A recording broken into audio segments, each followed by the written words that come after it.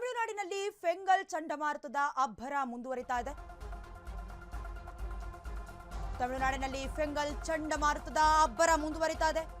Divert ಆಗಿದ್ದ ವಿಮಾನ ಸಂಚಾರ ಕೂಡ ಯಥಾಸ್ಥಿತಿಗೆ ಮರಳಿದೆ. ಬೆಳಗ್ಗೆಯಿಂದ ಎಂದಿನಂತೆ ಚೆನ್ನೈ ವಿಮಾನ ಹಾರಾಟ ನಡೀತಾ ಇದೆ. ಚೆನ್ನೈನಿಂದ ಬೆಂಗಳೂರಿಗೆ ಡೈವರ್ಟ್ ಆಗಿದ್ದ ವಿಮಾನಗಳು ಚೆನ್ನೈ ಏರ್ಪೋರ್ಟ್ನಿಂದ ಯಥಾಸ್ಥಿತಿ ವಿಮಾನ ಹಾರಾಡ್ತಾ ಇದ್ದಾವೆ. ಚೆನ್ನೈನ ಮುತ್ಯಾಲಪೇಟೆಯಲ್ಲಿ ಯುಪಿ ಮೂಲದ ಕಾರ್ಮಿಕ ಕೂಡ ಇದಕ್ಕೆ ಬಲಿಯಾಗಿದ್ರು. ಎಟಿಎಂನಲ್ಲಿ ಹಣ ತರೋದಕ್ಕೆ ಹೋದಾಗ ವಿದ್ಯುತ್ ಸ್ಪರ್ಶವಾಗಿ ಸಾವುಂಟಾಗಿತ್ತು. ತಮಿಳುನಾಡಿನಲ್ಲಿ ಫೆಂಗಲ್ ಚಂಡಮಾರುತದ ಅಬ್ಬರ.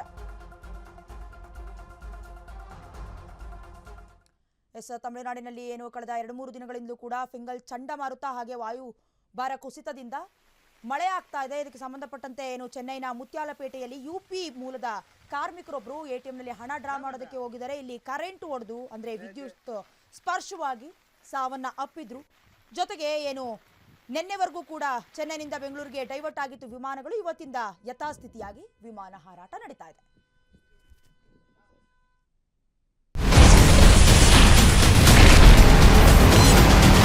Ashwavega English News. Coming soon. Your channel, your voice, your trust.